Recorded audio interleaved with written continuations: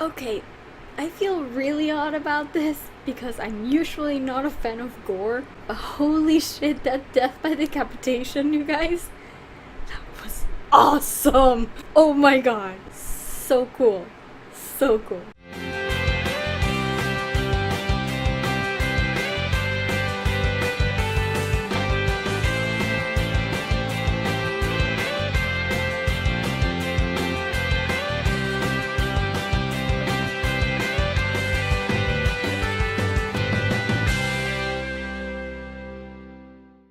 Howdy everybody, Carla here. So last Friday was finally the release date of the new Death Note adaptation on Netflix. It hit the Netflix server at midnight on Friday, and by Saturday morning everybody was piling on this movie. Like, I have never seen such vitriol on my Twitter timeline. It's incredible how much people hate this thing, especially people who are fans of the original anime. So, last I checked, the Rotten Tomatoes score for this movie is hovering around the mid 40s, so like 44 the last time I checked. So, honestly, I think that's fair. That's kind of what I expected it to do. I don't expect everybody to like this movie. I certainly did not expect a lot of critics to like this movie, and even those who were fans, I probably thought they wouldn't like this movie. It's been embroiling controversy from the beginning, so yeah, those movies tend to be kind of do so on the Rotten Tomatoes score. But as a fan of Death Note, I wanted to do what they did with the property, so I decided on Monday that I was gonna watch it, and now today I'm just going to talk a little bit about it. I'm going to review it as much as I can and then move on to other topics that sort of come up just with the idea of the backlash that this movie has had. As always, a warning, there will be spoilers. I am not holding back on anything that happens into the movie. My review will be complete and spoilery, so if you haven't seen the movie, please hit pause, go to Netflix, watch it, and then come back, and then you'll tell me if you agree with me or not in my assessment of this movie. But for those of you who haven't seen it and don't want it spoiled for you, please turn back now. I will not be holding back on spoilers at all in this video. Danger, Will Robinson! Danger! No, Will Robinson! Danger! I am a huge fan of the original Death Note. I never read the manga, but I watched the anime, and I know there are some differences. For the most part, they're pretty much very similar. I love the anime. I think it's one of the greatest animes ever made. In fact, I actually included it on my list of top 10 favorite animes, which if you haven't seen, please go check it out. I definitely think it's an incredibly original story. It's an incredibly intriguing story. The characters are so complex and so layered and so unusual in anything else that you might see, that of course I love that idea of just what a Death Note is and how light gets in over his head when it comes to actually helping people. So when they announced that they were going to make a Hollywood, quote unquote Hollywood, really Netflix adaptation of the movie for a more Western audience, I was actually happy with the idea. I think it's one of the greatest stories ever told, and I would hope that a big movie like this would actually do good for the show. I pretty much love adaptations in general, so I was all for it. And then the kerfuffle about the casting started, and like I said, I've already made my feelings about the casting clear. I am very much against whitewashing. I don't particularly think this case specifically is a case of whitewashing. Is it a missed opportunity? Yes. They could have cast Asian leads.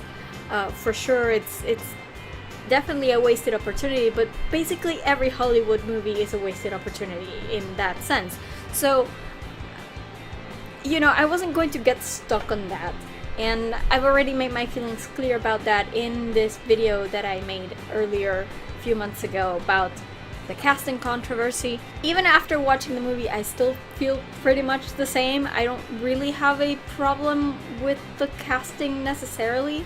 I think they did well to actually bring some diversity into the cast. The only thing that really disappointed me was that I was hoping that because this is originally a Japanese story, that I didn't mind them moving it to the United States and therefore taking sort of the racial footprint of wherever they were in the United States. But I was hoping, however, that at least the Asian characters would have a bit more prominence. So, for example, if Watari is going to be your only major Asian character in the movie, I was hoping that they would make him a little bit more than just Elle's butler.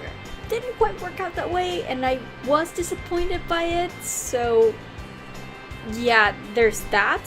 But I still feel pretty okay in general with the casting. In fact, I think the cast did very well with what they were giving, honestly. Here's the thing. A lot of people hated on this movie from the beginning. One, because of the whitewashing controversy. Two, because it was Death Note, and Death Note is such a huge phenomenon of an anime in Japan and really in the entire anime community around the world. So people felt very protective about this thing. And I totally get it. I absolutely get it. Like, for example, when they announced the Power Rangers movie that was going to get made, I thought to myself, like, the first thought that ran through my mind was, holy shit, this is going to be a train wreck. They're going to ruin my childhood, and it's going to be awful. That was the first thing that ran through my head. So, you know, I get the impulse. I have that impulse too. But at the same time, I'm very much open to adaptations in general. I don't necessarily mind seeing the same story translated to different mediums, because that allows for the possibility of more people seeing it and more people loving it the way that I love. It doesn't always work, of course. I mean, we've had several adaptations of several things, not just anime, but just, you know, books and stuff that haven't worked and that have been done horribly, and there's always that risk. But instinctually, my feelings about it is always, okay, let's give it a chance. If it sucks, I don't have to watch it ever again. If it's awesome, then that's fantastic. You know, it makes that thing that I love even better. So I am very much in favor of adaptations, but I can see how some people were completely just turned off from the very beginning just by the mere fact that it was going to be adapted. And I get that impulse, but then after the movie came out, people were still sort of poo-pooing on it, and I understand that where that feeling is coming from. Like, they wouldn't even want to watch this movie because they know it's going to suck, so they're just gonna stay away and then trash it as much as they can. I get the feeling, but after watching the movie, you know, I mean, it's not the greatest movie I've ever seen, but it's not the disaster people are making it out to be. At least in my humble opinion. It's okay.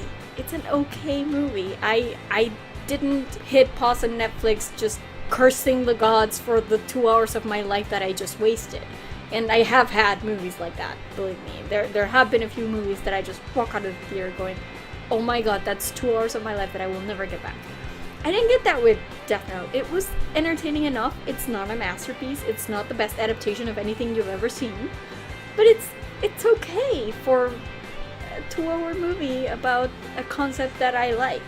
So I think it was actually pretty well filmed. I liked Adam Wingard's style. One of the things I really loved, the angles that he uses for filming, the cinematography was great.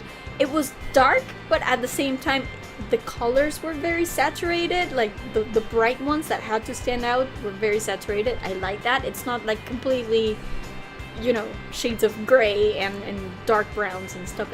There is some color to it, and I really like that. I loved his transitions. Like, I'm such a nerd, but I love the way he transitioned from scene to scene. It felt really cool. Really just fun watching scenes transition into each other. I normally don't notice those things, but this time I really enjoyed it. And I like the way, for the most part, I like the way he handled the directing in this, at least from the filmography point of view. But like I said, it's not the greatest movie ever. It's not the worst movie ever. I thought it was okay. It's my brother was just asking me, hey, is it worth watching Death Note? And I was like, yeah, sure. I mean, if you can cope with the fact that it's very different from the original and that doesn't bother you, then sure, give it a watch. It's not the most awful movie ever. You'll have a decent time for 2 hours. So when I go back to the Rotten Tomatoes score, the 44% or so that it's gotten, yeah, I think it's fair. I personally would probably give it a pass, something like a 6 or a 6.5 or something.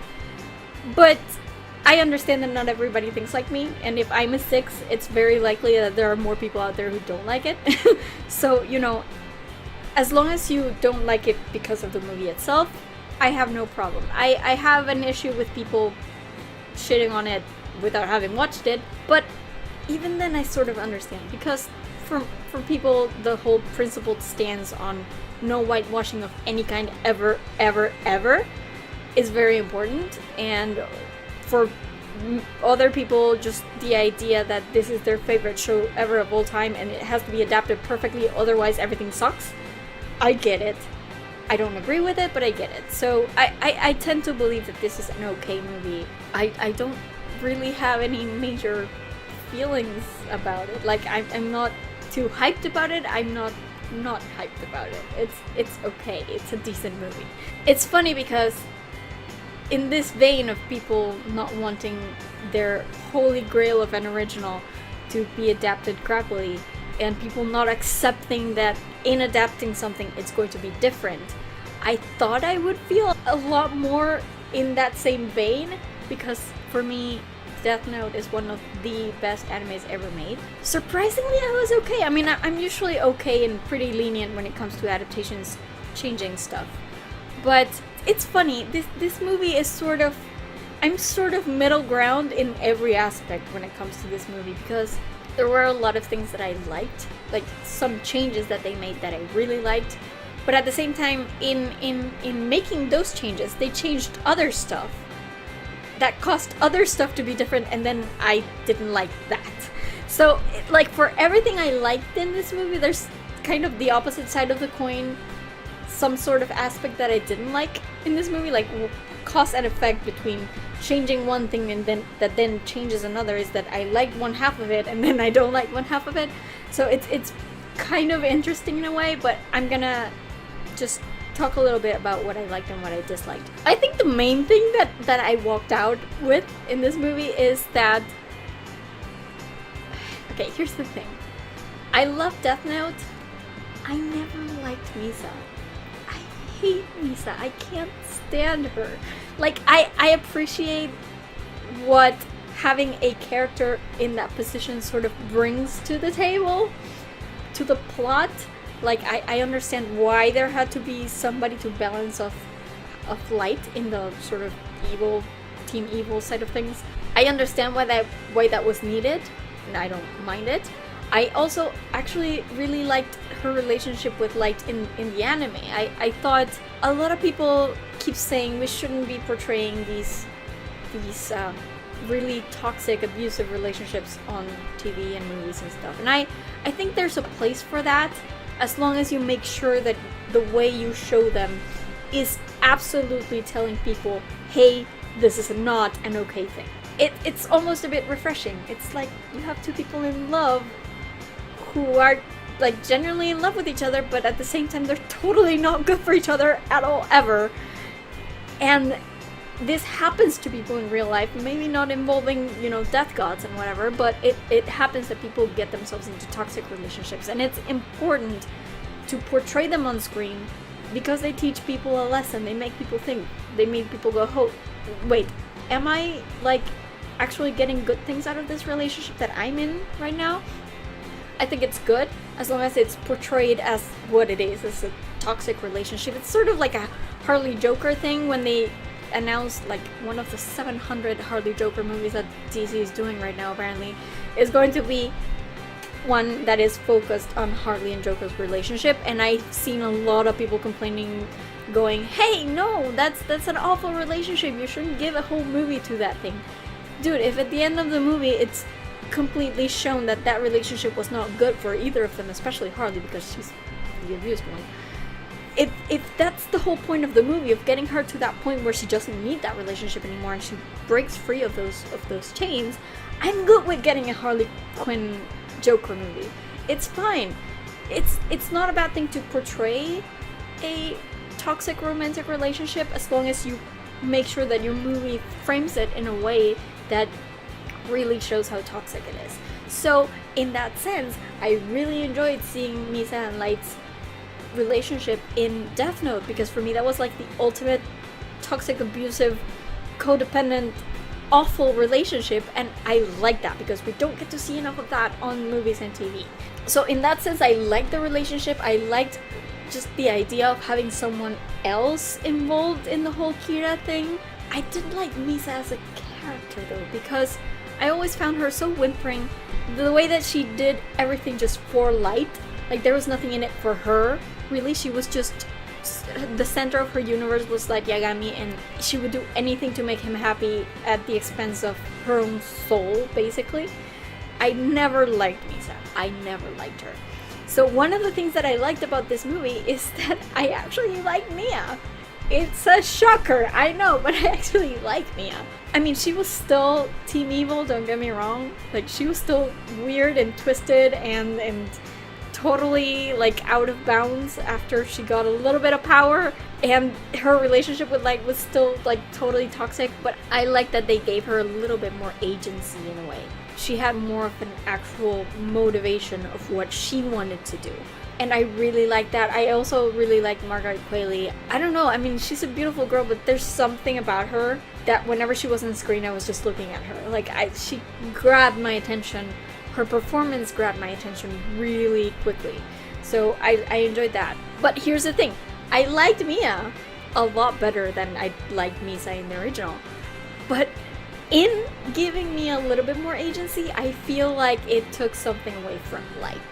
Which is interesting, because in the anime, Light was sort of the epitome of arrogance, and not necessarily being evil, but just feeling like you have control. Light wanted to play God. He wanted the power of the Death Note to make himself sort of higher, on a higher level than everybody else, because he thought he was the only one who was righteous enough to wield that power. In this movie, this back and forth between Mia and Light about the Death Note, in giving Mia a little bit more self-standing, it puts Light in a position where he has to sort of be the voice of reason, I guess. And you see it a couple of times in the movie, like, you know, when she's like, oh, we have to kill this guy and this guy and this guy, and he's like, those are dudes from the internet. We don't really know that they actually did what you think they did. And there's another time where Light is like, hey, we're not the good guys anymore, you know? And that's not Light. That's just not Light. It's the Light in the original would never have done that. He thought everything he did, everything he was doing, all his plans, he thought it was for the betterment of humanity, and he was the only one who could do it, and that was that. Like, he Light had no moment where he'd go, maybe I shouldn't be killing people. Maybe that's a bad thing. He never had that moment. So I think Mia's sort of slightly more independent version of Misa takes something away from Light, because it puts Light in the position of looking at what he's doing and saying, hey, maybe this isn't right. And Light, the original Light, was never doing that. And that bugged me a lot. And in fact, I think I have two main gripes with this movie. The biggest gripes I have with this movie is, first, it's Light. It's because, you know, you have to go in knowing that this Light is not like Yagami. He's not the same. And of course, there was a process to that. I mean, you kind of can't really go in assuming that everything's going to be the same, but that one did bug me. I think in this attempt they had going of trying to make Light more, I guess, relatable to Western audiences, they sort of lessened him a little bit. Because again, Light was... It was actually one of the reasons why it never bothered me that Light was played by a white dude in this movie. It's because even in the original anime, Light was always sort of like the poster child for the entitled white dude stereotype. That was Light. You know, he thought he was the best thing in the world. He was the smartest person in the world. He was going to beat the police at their own game, and he was going to do everything that they were afraid of doing. And he was going to save the world because he was the only one who could do this. And he was the epitome of arrogance and just big-headedness and self-aggrandizing and just everything like that. And in this movie, Light is like just a kid in high school. You know what I mean? They have these little flashes of things that show you that he's really smart, like doing other people's homeworks and shit. But the attitude just wasn't there. And they give him sort of a backstory, and it's funny because it's almost like they switched Light's backstory with Mia's backstory from the anime. It's kind of weird, but they give Light the backstory that his mother got killed by somebody and he never got the justice he deserves, and that's why he's doing this, sort of. And you can see sort of little flashes of arrogance, like when people start thinking that Kira is like a savior and whatnot, you can see sort of on his face that he really likes that. But it's nowhere near the level that the original Light had in the anime, and that really bothered me. Definitely, if you haven't seen that movie and are still risking watching this video, definitely go into the movie knowing that the Light you're seeing is not the same Light as in the anime. And it's a pity because I never liked Light in the anime, but he's kind of the dude that you love to hate. He's an iconic character in his own way, simply because he's so smart and arrogant, and he's like the epitome of that sort of stereotype. I felt like that was lacking. I mean, Light sort of starts doing this essentially just to impress Mia. And I get that kids in high school in the Western Hemisphere at least do a lot of crazy shit in order to impress girls, but it didn't feel like something that came out of him. And that was one of the things I liked the most about Light, is that he's not necessarily evil. He thinks he's better than everybody, and he thinks he can save the world, even if it's in the worst way possible. It's something that felt out of him. He saw injustice, and he was willing to do anything to solve, quote-unquote, that injustice. This Light didn't have that, and it's kind of a step down. He's not as cool or as interesting anymore in that way.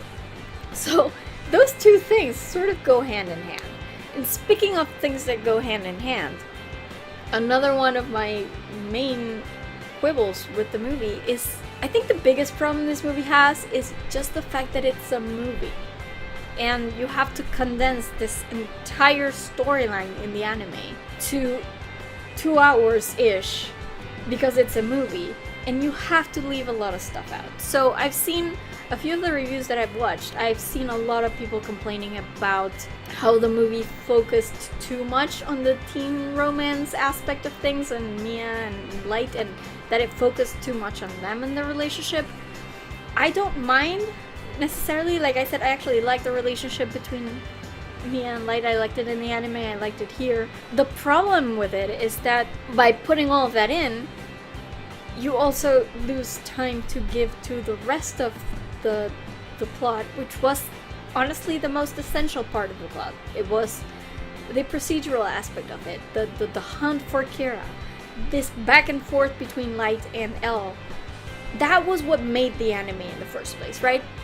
I think it's not so much that they put in too much romance, it's just that because it's a movie and you have a limited runtime, they just didn't have enough time to add everything in the procedural part of things. They sort of like halfway through the movie, they sort of go into this montage of like L doing stuff and Light reacting to what he's doing, but it's really quick, so you don't really know how L puts 2 and 2 together. There are some things that are pretty obvious, like the whole kill me now if you can, and how he figures out that he needs to see people's faces in order to know people's faces in order to be able to kill them. There are some moments that you do get. There are other moments, like I never quite figured out how he zeroed in on Light so quickly. Like he knew it was Light straight away. I never got it. I don't know how he did it. I don't know how he got there. You lose a lot of it in the process. You also lose a lot of other stuff, like for example, the relationship between Elle and Watari, you kind of see that in the first scene that they're together a little bit, but by the time you get to later on in the point where Watari is killed and Elle's reaction, while the reaction itself was great, you kind of don't feel it as much because you didn't see enough of them. And that's the thing, this shouldn't have been a movie. This should have been like a mini-series at least. I don't think they would have done like an entire season, but maybe 3-4 episodes wouldn't have been bad. It gives you a little bit more time to develop things. We don't know enough of Elle, for example. And that's a pity because Elle was my favorite character in the anime. He was one of the most iconic characters in anime in general, ever. I mean, he's so iconic. And we didn't get to see enough of that here. I was really proud of Lakeith Stanfield. I think he did an amazing job, honestly. I was terrified when they announced this movie that Elle would be sort of like cartoon. You know, like a totally unbelievable character. Because that's the way it comes across almost in the anime. Like, he has these really funny moments where he's like eating sweets and sitting like a weirdo. And you kind of wonder, okay, but if they put an actual real life person in this role, will it seem like a comedy all of a sudden? And it didn't. I was really glad to see that they handled Elle's personality really well, because it didn't seem like he was just this odd dude. It felt like he was actually a guy with maybe some mental issues, and that's all on Lakeith Stanfield. He did an amazing job. I loved his performance. But we still didn't get a lot of Elle. So his motivations, like what makes him tick, what makes him the way he is, it's sort of done in throwaway lines here and there that you hear about the, about the orphanage and about his relationship with Watari, and the performance was good, but the writing wasn't there. And a lot of that has to do with the fact that they just didn't have time to do that because they were constrained by a movie timeline. So I wish, and that's what I walked out of this movie with, really, is that I wish it could have been a mini-series, maybe. It give us a little bit more of an in-depth look at Elle, really. That was kind of... Those are my two biggest gripes, is Light is not Light, and then 2, this shouldn't have been a movie. It should have been a series, or at least a mini-series of some sort. There are a little few things here and there that kind of also bug me. Light's father didn't really do much of anything. Ryuk I liked. I think getting Willem Dafoe to voice Ryuk is a stroke of genius. He's the perfect voice, really. The special effect, the effects on him were pretty cool whenever he was in the dark. There was a scene I remember when he's sitting at a table at Light's place, and Light is arguing with him, and he's like, "You try to put my name in the book. My name is 4 letters, most people only get as far as 2. Ryuk was sitting on the table, and there was light around him, and it looked so bad. No, please no. I mean, whenever he was in the shadows, he was great. He was creepy. I like the angles that they used, just the little reflections of light. His eyes were great, but whenever he stepped into the light, nope, didn't work for me, sorry. He was like, nope, put it back. It's a little kind of the same feeling that I have with the Demogorgon in Stranger Things. There are things that work in the darkness and not in the light.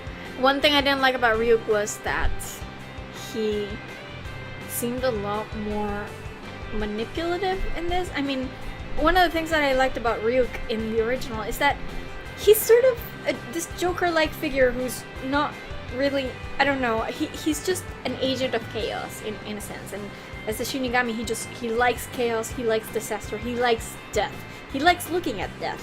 Anything that leads to him seeing deaths happen is fun. Causing deaths happen is fun. But he's not really the one sort of pulling the strings, if you get what I mean. Like, for the most part, he did what Light wanted him to do, you know? And I feel like they were pushing a lot more on the manipulative aspect of Ryuk in this movie, to the point where it seemed more like Ryuk was the bad guy and Light was just sort of being controlled by him.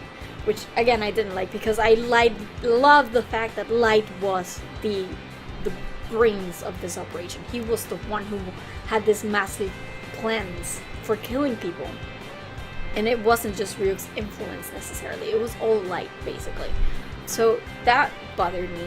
Like I said, Light's father didn't do much of anything. I wish Watari had been better. I really loved Keith Stanfield. I loved Margaret Qualley. There are some things in these movies that I liked. Another thing that I didn't like so much is that by the end it sort of turns into an action film. I don't think Elle would... I mean, I understand that he was angry because Watari had died, but Elle was not the type to go running after Light with a gun. Did that ever happen in the anime? I can't remember, but I don't think it did. And the only time I think Elle would actually handle a gun would be if Light commanded him to with the Death Note. So I don't think that was a thing that happened. And then, you know, the whole Ferris wheel thing, it just became this huge action set piece that wasn't needed.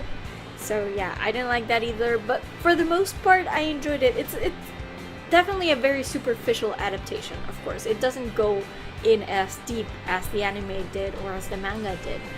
But I think a lot of that can just be attributed to the fact that they had to make it into a movie. They simply did not have time. I think that's the biggest takeaway about this for me, is that this should never have been a movie. It should have been longer. So I don't know, that's it. But essentially, it was okay. It wasn't terrible. I don't feel angry about it. I know a lot of people do, but I don't know, it was fine. It was okay. Give it a try if you want. But this just leads me to a bigger point that I wanted to make before I shut up today. There's this idea now, with all this vitriol about Death Note and the movie and the adaptation being awful and people just trashing it left and right, especially fans of the anime. There's this idea that's going around that we shouldn't, like, Hollywood should never try to remake any anime ever because it's always going to suck. And again, I get the point. There have been plenty of awful anime adaptations in Hollywood, like just not too long ago, Ghost in the Shell got trashed by both critics and fans. I didn't see it, but just the whitewashing thing really does bother me. I read spoilers, so I know what happened and it bugs me. Then there's like Dragon Ball Evolution. The less we speak of that, the better. But still, adaptations are an important thing. I am generally always willing to give adaptations an opportunity. I remember, if I mentioned before, my favorite book of all time is Little Women by Louisa May Alcott. I love that book. But funnily enough, my first exposure to Little Women was not the book. It was the anime. There was an anime based on Little Women, and it's completely different from the book, let me tell you that. The ending is different, they create characters out of nowhere that are never in the book. It doesn't matter, it was an awesome anime, I loved it. If I fell in love with Little Women, that led me to the book, and then after I read the book like 1,400 times, I bought 3 copies of it. I've seen the 1994 movie adaptation. I've seen theater plays based on Little Women. I will take Little Women however you give it to me. It just means that there are more mediums for people to have access to in order to get to see the story. It's like with X-Men. I'm sure you've seen before. I own most of the X-Men movies on DVD. Even the bad ones. Even The Last Stand. Even Wolverine Origins. There's something about seeing those, and people tell me, how can you like Wolverine Origins? I don't like it. Like, as a movie, it's not good. It doesn't even do right by most of the characters. But when I was sitting in that theater, just watching the characters that I love be represented on screen, there's something magical about that experience. Seeing things on a big screen in a theater is completely different. And it's a great experience to have. So, you know, I welcome all adaptations. Even if they ruin my childhood, it's fine, at least you tried, and I will always have the original, right? So, you know, Wolverine Origins was not great. I walked out of that thinking, yeah, they should have done better. But, you know, I enjoyed it while I was sitting there, for the most part. Like, I tend not to get mad about adaptations being awful, because I still have the original. Another thing I've said 1,000 times before, my favorite anime of all time is Evangelion. It's actually my favorite piece of fiction of anything ever. Like, counting books, movies, TV, anything, there's nothing I love more than Evangelion in this world at all. And since I first saw Evangelion, so maybe like 1998 or something, even back then, they were already talking about adapting Evangelion to a Hollywood movie, basically. They got like Weta involved, and they were making models and whatnot, and 20 years later, it never happened. This movie just went straight to development hell. I don't think it's ever going to happen, but here's the thing. I still want it to happen.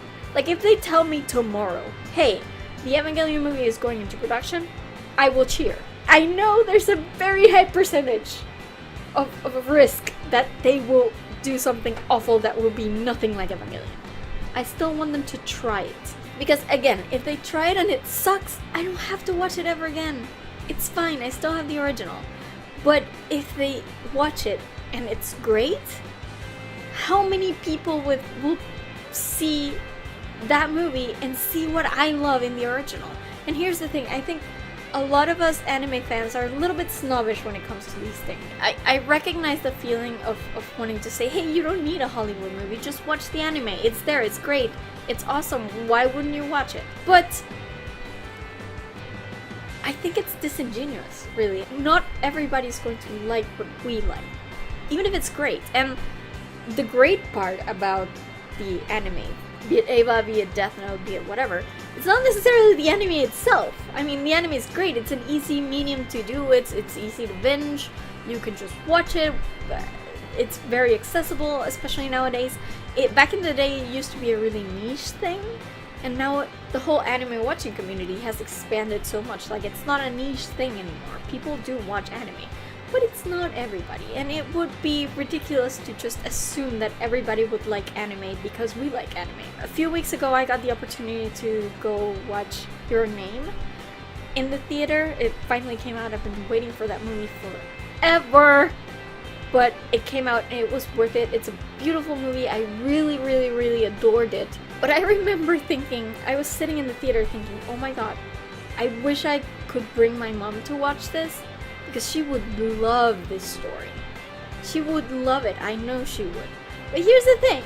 My mom doesn't like anime. My mom thinks anime and pretty much anything animated fits into the neat category of cartoons. And cartoons are for kids. So mom doesn't watch any of that.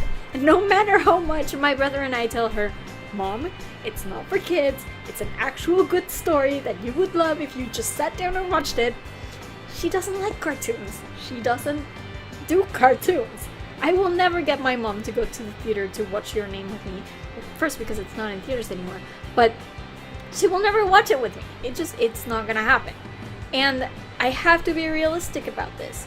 My mom is not gonna watch cartoons. My mom is never gonna watch Death Note. I mean, she wouldn't, because she hates blood and death and anything like that. But even if she did, even if she did like those things, she would never watch Death Note because she doesn't like cartoons. She thinks anime is cartoons. It's the same thing and it's for kids, and it doesn't grab her attention.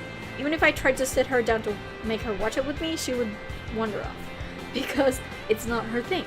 But if it comes out in the form of a movie, there's a slightly better chance that maybe people who don't like anime, like my mom, would watch it. If Your Name had been a romantic comedy starring, I don't know, Rachel McAdams and whoever, it would have been a lot easier for her to swallow. And she might actually have liked the story. And that's the thing, we have to keep in mind that what we love about these things is not the medium, it's the story. And a good story can be well adapted to any medium, and I'm all for them trying. Because the bigger the audience is for these things, and the audience for anime is limited, but if you make a movie based on that anime, you're widening the audience. Do you know how many people are gonna go watch this thing? It's gonna be great.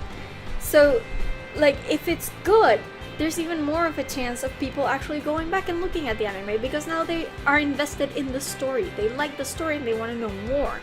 So why are people so averse to Hollywood adapting things, especially anime? Yes, they don't have a great track record, but who knows? It only takes one to be great. You know, it only takes that one movie for it to hit its stride. So I'm all for them still adapting stuff. I understand why people don't want them to, because people have these really strong feelings about the things that they love and they don't want to see them ruined forever. I tend to be a little bit more lenient about that, so I'm always up for anime being adapted, as long as it's done correctly. as long as it's not completely whitewashed in specific cases. I don't think Death Note really had much of anything to whitewash, honestly. But as long as it's done correctly and with respect to the original, which is something that I really want to get my point across here. I watched Death Note, and if there's one thing I know, is that Adam Wingard loves and respects the original material.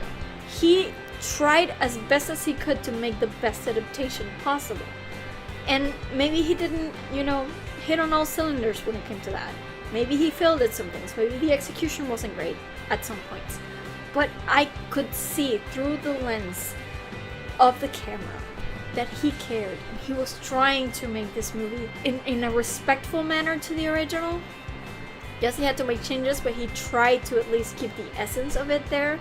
And I really feel very positively about Adam Wingard after watching this. I think he did the right thing, even if he was limited in the choices he could make and the changes he could make. I think he really appreciates Death Note, and I can't be mad at him for that, So as long as filmmakers are actually taking these things seriously, I think it's a great opportunity for anime to be more adapted into other mediums. It's also a sign that studios and Hollywood executives are actually starting to see that there's something in anime that is respected, that does attract people, that should be taken seriously, that it's not a niche thing. And, if Hollywood can start thinking about anime in a better light, maybe someday my mom will start talking about thinking of anime in a better light. Maybe she'll give it a try someday, because you're taking this thing that used to be just this weird thing that the weird group of people was watching that nobody else understood, and now it's become this phenomenon that Hollywood actually has to step back and think, okay, there's something here, we can do something with this, So maybe the point hasn't come where anime movies are done excellently. Maybe there hasn't been that one hit that has hit it out of the park really yet, but I'm not opposed to them doing more of these in the future, as long as they respect the source material and as long as they love the source material. I have no problem, because I respect it and love it too. And the more people that get to see these stories, because that's the important thing about the anime, it's not just the fact that it's anime, it's the story behind it. It's a medium to tell good stories, and if you can tell that same good story in different mediums for different audiences, that's a win. It's a win. So I hope against hope that the people out there who are saying Hollywood should just stay out of anime altogether and they should just forget about anime ever existing, just leave it be, I hope every person out there who's saying that stuff now just takes a step back and realizes, hey, this could be a breakthrough. Maybe not Death Note specifically. I don't think many people like Death Note, but if ever comes around some other adaptation that actually does knock it out of the park and actually does make people, fans and non-fans alike, love it, that is a huge win. Okay? And we should be rooting for that. We should be rooting for Hollywood to actually do it right, instead of just backing off and never talking about this again. So, I don't know, that's just my opinion on it. I wanted to touch upon it because I have seen such a backlash to Death Note, and I'm not saying that you have to like it. I certainly thought it was okay. I didn't love it, I didn't hate it, so I would be the last person to tell you, no, you have to like this thing. But just keep in mind that maybe adaptation is a good thing, regardless of how many failures there are. If there's one good one, it was worth it. You know what I mean? Yeah, I'm just gonna leave you with that. Tell me what you thought about this. Do you agree with me? Do you disagree with me? What did you think about the Death Note movie? If you watched it, let me know in a comment. And also, if there are any topics that you'd like me to talk about in the future, if it's anything I know, anything from book, movies, TV, anything like that, if I know anything about that topic, I'll make sure to add it to my list of videos to make in the future, so please drop it in a comment. If you like this video, give me a thumbs up. If you like my stuff, please subscribe to my channel. I'm always glad to see people commenting and sharing and liking and subscribing. It really does make my heart swell whenever I get new subscribers and stuff. So please, please, please go ahead and do it. In the meantime, you can find me on social media. I am on Twitter and Instagram at girlsoweird with underscores between the words, and I am on Tumblr at girlsoweird with hyphens between the words. You can find a Facebook page for this vlog at facebook.com/FreakingNarnia, and as always, be sure to visit my main website at FreakingNarnia.com. All my videos are up there, so in case you missed one and want to catch up, you can go straight ahead and find all of them right there. Also, please remember I have a Redbubble store where I make art based on my favorite quotes from my favorite fandoms, and then you can use that art to print on different merchandise such as t-shirts, coffee cups, computer covers, tons of stuff in there for you to check out. So please visit and maybe purchase something if you're in the mood. It really does help me a lot. And I guess that's about it from me today. I will see you guys next week with another video from all the way in freaking Narnia. And for God's sake, if a notebook falls out of the sky, just throw it away. Just throw it away. Bye, guys. Howdy, everybody. Carla here. Montage at light, really.